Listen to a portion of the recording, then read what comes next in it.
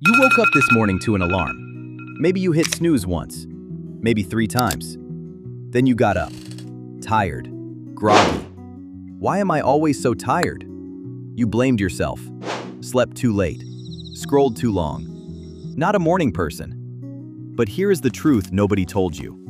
That alarm on your phone? It was not designed for you. It was designed for a factory. For centuries, humans did not sleep the way you sleep. Not in one long block. They slept in 2 parts. Historian Roger Ekirch spent 16 years digging through archives.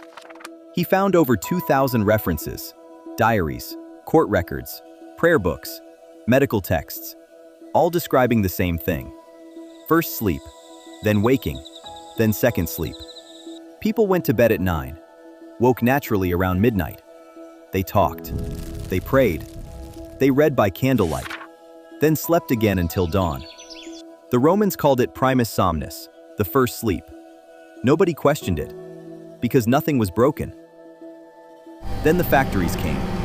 Before factories, time was flexible, natural.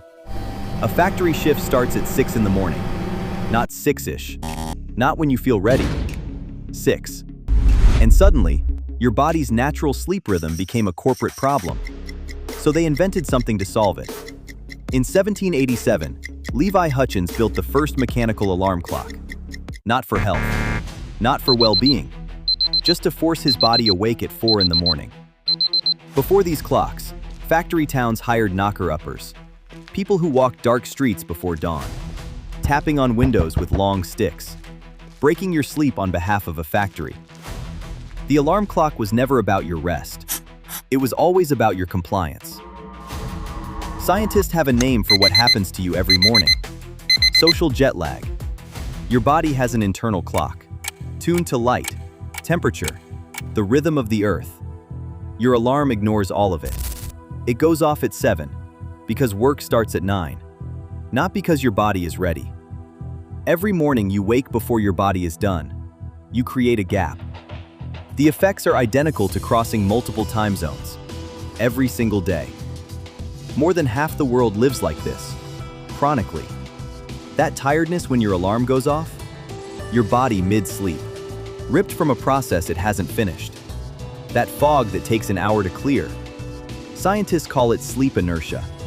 Your alarm doesn't know which sleep phase you are in. It just goes off. Think about the last time you woke without an alarm. A holiday. A weekend. You woke slowly, gently.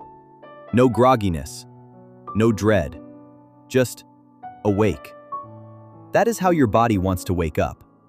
And you get to experience it, maybe a few times a year. The tiredness you feel every morning is not weakness, not laziness, not a character flaw. It is your body following a rhythm older than language, being interrupted by a device invented for a factory shift. Every morning when that alarm goes off, a factory that no longer exists is still waking you up. Tonight, before you set your alarm, look at the time you choose. Did you choose that time? Or did a 200-year-old factory choose it for you? This is standardization of reality. Subscribe and see the blueprint.